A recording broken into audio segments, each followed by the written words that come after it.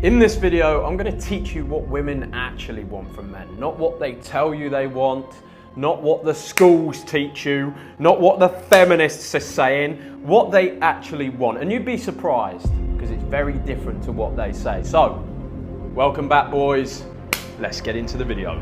Whoppa! If women want soft, feminine, emotional men that don't stand up for themselves, that allow a woman to be the boss, then why is 50 Shades of Grey the best-selling female erotica novel of all time? Why do women love that movie? Why do so many millions of women fantasize over Christian Grey, the dominant alpha male who's dominant in the bedroom, dominant in life, does not rely on his woman, provides for his girl? They have given us the data. The women have shown us. And there's women out there that want these men. The problem is there's a false narrative getting pushed over everyone at the moment that men should be quiet, subdued, weak. So boys, these are the 5 toxic masculine traits that girls actually crave. Without further ado, my friends, let's get into the video. Number 1, assertiveness. She does not actually want to be in charge. She does not want to be making the decisions about what to do with your finances. She does not want to make the decisions about where to go on dates. This is up to you, my friend. You have the right in a relationship to be assertive. And that doesn't mean being a dick. If something's going differently to how you want it, if something goes against your values in a relationship, don't just stand there and let it happen because you think that talking about it or saying what you want is a bad thing. You are well within your right to put your foot down and say, look, that goes against my values. This is how I'd like things to be.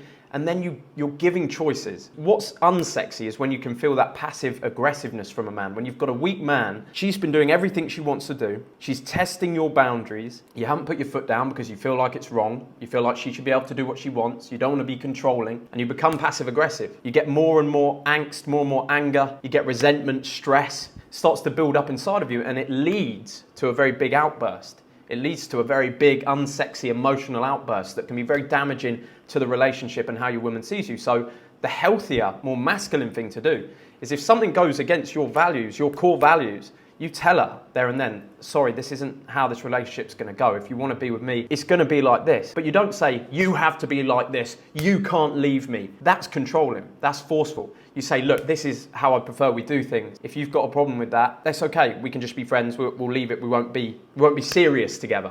3 tips to become a more assertive male. First thing you've got to know, boys, is what are your actual values and boundaries? So you need to look inwards. What am I okay with? What am I not okay with? And you need to decide that, and then you need to stick to it. Number 2 is whenever you communicate your boundaries, whenever you communicate that that's not okay, you can't start shouting. That it's not cool at all. You've got to make sure you always stay non-emotional in these situations and just enforce your boundaries in a relationship. There's nothing unreasonable about saying what you want. It is then her choice to choose it or not. The other thing you've got to remember, which I pretty much just covered there, assertiveness is not overpowering someone else's opinion, forcing her to do things. It is giving her choices and then seeing which one she chooses. Now, number 2 is to be stoic, which just really means to not become emotional. And that doesn't mean not to feel emotion. That means to understand emotions. So you still feel emotions. You're not some emotionless guy. You're not just sitting there like a rock. You don't feel anything. You feel things, but you have very good control over how you act with these things. So things that are out of your control,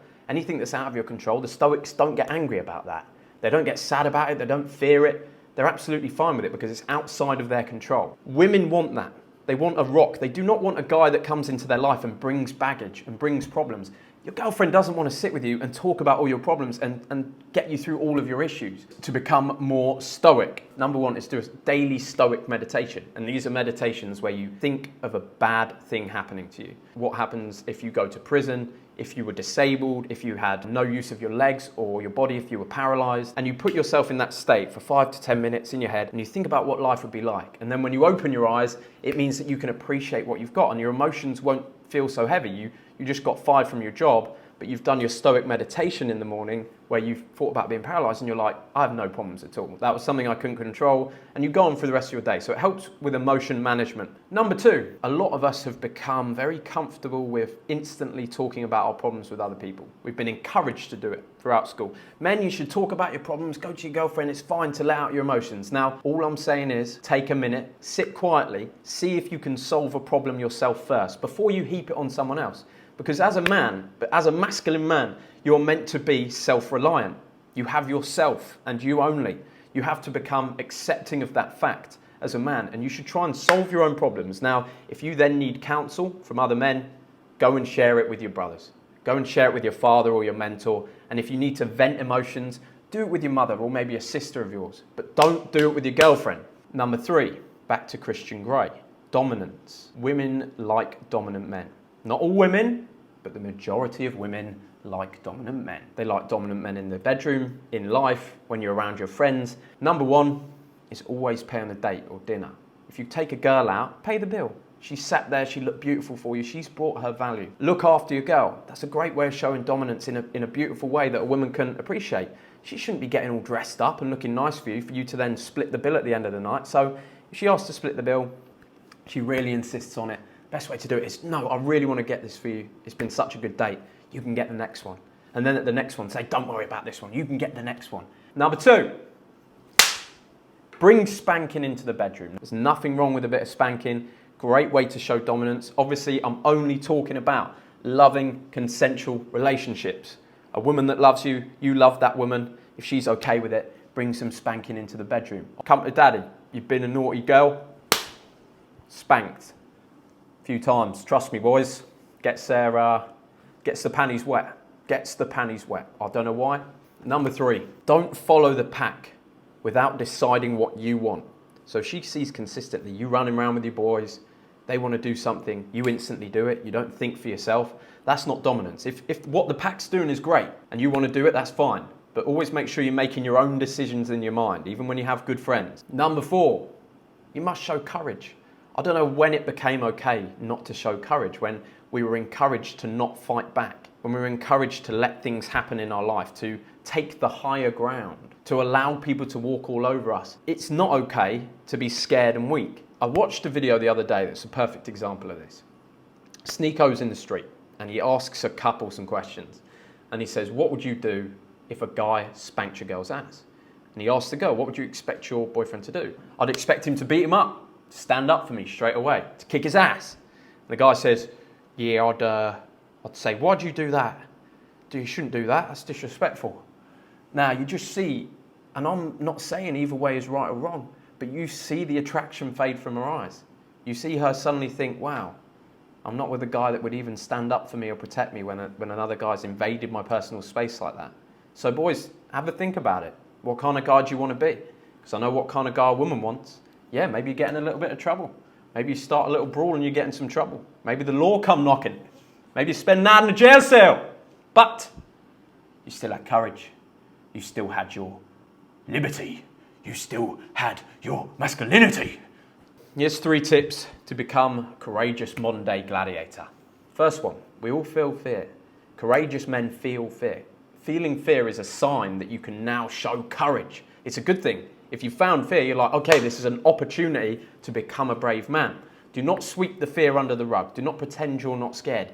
Be scared, act anyway. That's given you a beautiful opportunity to show your courage, to practice courage. Number 2, make being brave a habit. Every single time you have an opportunity to be brave, to go against your fears, do it. And it will become easier and easier to do. People will know you as a brave man.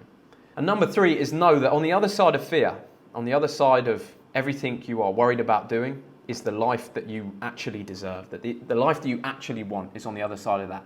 And number 5, the final tip, boys, is keep your independence. Get into a relationship for what you can offer a woman. Get into a relationship because your life's sorted out and you want a nice, beautiful, feminine presence to spend time with. Not for what you can take from a woman, not from the emotional support she can give you. Be fine alone, thrive alone first. And even when you're in a relationship, make sure that you keep your independence as a man. Do not give that away. To become more independent, make sure you spend time alone. I was looking back on this today, and I spent a lot of time alone when I was younger. And I'd go out in the forest, because we go to my grandmother's house. She had a big forest out the back of her house. And I'd go in the forest and I'd play games and pretend to be Robin Hood.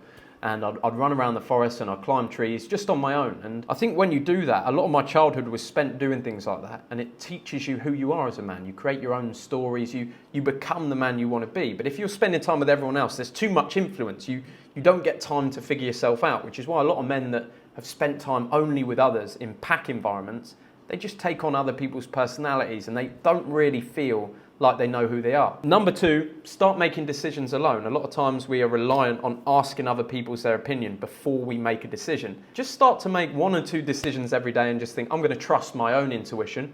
I'm going to make a decision, I'm going to learn from it. Number 3 is take chances. Whenever there's something a little bit risky, whenever there's something your girlfriend says, oh, do you think you should do that? Do you think you can actually do that? Take the chances. Be bold, be brave, take the chances, see what it comes to. Now boys, I hope this video has helped you understand what your women actually want out of a relationship. And FYI, for your information, that means these are not toxic traits. These are masculine traits. These are the traits of men of old. These are the traits that have made men great for centuries upon centuries, that lead to good, fulfilling relationships. So boys, don't be afraid to be a masculine man. I hope that has helped every single one of you. It's been an absolute pleasure. If you want to join the Gorilla Tribe, our group of masculine men helping each other level up in self-improvement, the link is in the description. But apart from that, boys, I will see you on the next one. Whoop-a, whoop-a, whoop-a, whoop-a! Yeah,